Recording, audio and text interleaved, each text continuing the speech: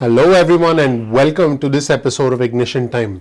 Some Democrats are actually pressuring President Biden to do a $10 trillion infrastructure plan and a decades-long program, a decade-long commitment to green energy and to clean energy as part of the infrastructure package. Just some incredible news that's actually emerging. You've come to rely on the Ignition Time channel for the latest news, for the current news about the country, the economy, as well as our money. And I welcome you to this episode of Ignition Time. If you learn something new, all I ask is you please click the like button, please subscribe, please enable notifications. But before we jump into that news, I have some rather interesting news emerging from the director of the CDC and from the president, and we're already starting to see some reactions from the states pushing back at the president, pushing back against the director of the CDC. Let's start with the director of the CDC, Dr. Rochelle Walensky, who essentially went off script when she was speaking, when she was on video, and she made a very emotional plea to the public about her sense of impending doom following the rise in the pandemic. She's saying we are not out of the woods yet, and she said, right now I'm scared. Let's roll the tape and actually see the director of the CDC, Dr. Rochelle Walensky. This is pretty incredible. I'm going to pause here. I'm going to lose the script, and I'm going to reflect on the recurring feeling I have of impending doom. We have so much to look forward to, so much promise and potential of where we are, and so much reason for hope. But right now, I'm scared. I know what it's like as a physician to stand in that patient room, gowned, gloved, masked, shielded, and to be the last person to touch someone else's loved one because their loved one couldn't be there. I know what it's like when you're the physician, when you're the healthcare provider, and you're worried that you don't have the resources to take care of the patients in front of you. I know that feeling of nausea when you read the crisis standards of care and you wonder whether there are going to be enough ventilators to go around and who's going to make that choice. And I know what it's like to pull up to your hospital every day and see the extra morgue sitting outside. And as the director of the CDC said that, the president reiterated the same message because he wants states to be able to maintain mask mandates. And President Biden said, I'm reiterating my call for every governor, mayor, and local leader to maintain and reinstate the mask mandate. Please, this is not politics. Let's roll the tape and check out what the president of the United States had to say as he reinforced the comments from the CDC director, the Center for Disease Control. Pretty incredible. Let's watch. I'm reiterating my call for every governor, mayor, and local leader to maintain and reinstate the mask mandate. Please, this is not politics. Reinstate the mandate if you let it down. In fact, as the president was leaving, he was specifically asked by a reporter, Mr. President, do you think some states should pause reopening orders? To which the president simply replied, yes. It doesn't get clearer than that. Let's watch. Mr. President, do you believe that some states should pause their reopening efforts? Yes.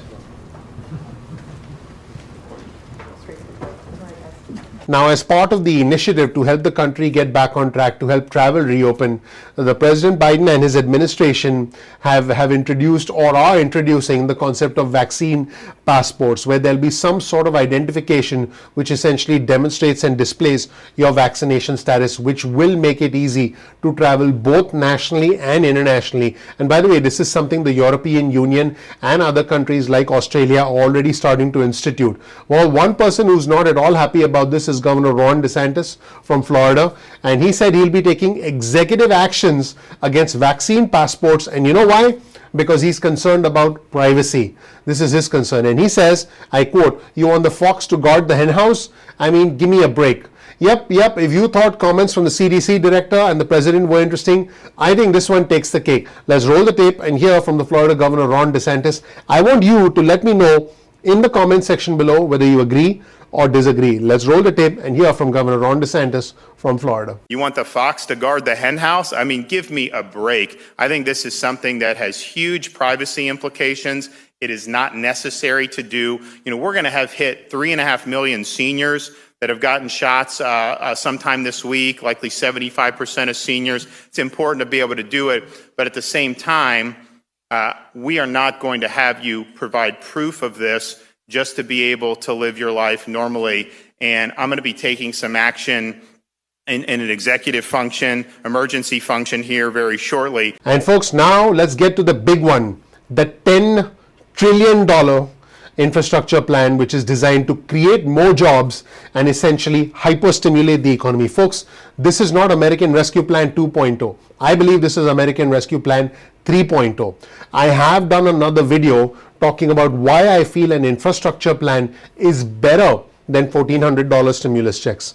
I've talked about why I think an infrastructure plan is better than $300 a week, because this will actually create new jobs and create new opportunities. Because at the end of the day, the one thing that we all need is a good opportunity and a good job, and then we can live the American dream. I think all of us simply want a tangible shot at the American dream. Well, the Thrive Act is a $10 trillion proposal.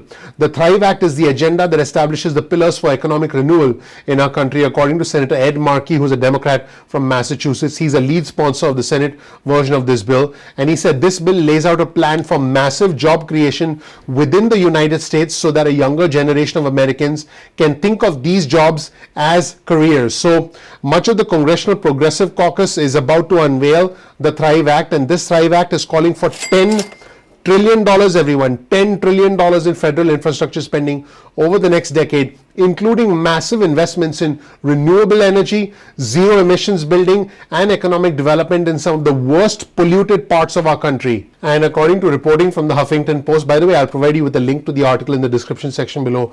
The bill is light on specifics but lays out a general framework for directing at least $1 trillion per year, folks, per year over the next decade to rapidly weaning the United States off fossil fuels and replacing corroded water systems, increasing benefits for home care workers, remediating toxic industrial sites, and propping up new localized food producers, among other things.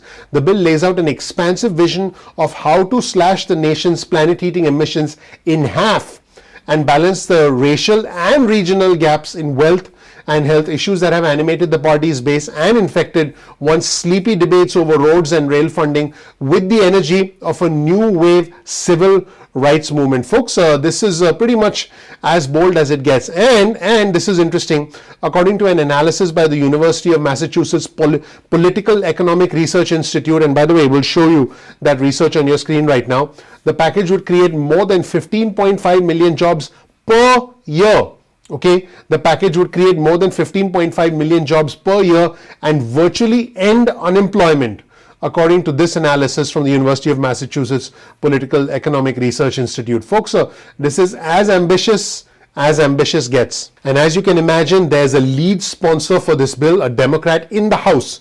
So this bill is now starting to gather some traction amongst the most progressive Democrats. Here's a comment from Congresswoman Debbie Dingell, who's a Democrat from Michigan. The people that were the glue that held this society together, that held America together for the last year, were the people 1 year ago we did not think were worth paying $15 an hour. Coming out of the pandemic, people are seeing how much people are hurting, where the fractures are, and this is an opportunity we need to take advantage of. And here are some more ambitious components of the bill.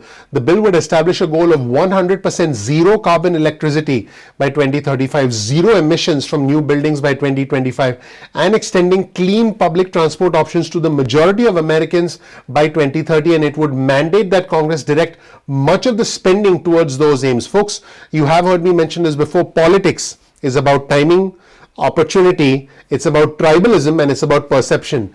Now, the Republicans are projected to take back control of the House or the Senate, potentially both, in the near future. And if this does get done by the Democrats, it's going to be very difficult for the Republicans to repeal this, okay, even if they have control of both the House and the Senate, because this is going to be very popular amongst the public. And President Biden has already indicated that the new definition of bipartisanship, as far as the president is concerned, is not what the Republicans in the Senate think, but what the public is thinking, which is kind of ironic, because the senators and the congressmen and the congresswomen are intended to be the public's representatives. So how do you essentially go against one entire party while trying to gather essentially support amongst the public? And this is new territory, this is uncharted territory as the Biden administration entertains the idea of a $10 trillion stimulus proposal over the next decade, the Thrive Act. You heard it here on Ignition Time. Thank you so much for watching. I want you to know that you are greatly appreciated. I work hard on this channel every single day to bring you the latest news. All I ask of you is you please click the like button, please subscribe, please enable notifications. That really helps out the YouTube algorithm. I appreciate you, and I can tell you that my superpower is to make it rain money. There you go. I don't think I can make it rain $10 trillion, because if I did that, $10 trillion is a lot of money. By the way, in case you didn't know, $10 trillion would fill up several Costco warehouses full of $100 bills from the floor all the way up to the ceiling. Yeah, several Costco warehouses filled up with $100 bills from the floor to the ceiling can be that's how much $10 trillion is. So thank you so much for watching. I appreciate you. Please click the like button, please subscribe, please enable notifications. I'm looking forward to seeing you in the next episode of Ignition Time. Take care. Bye.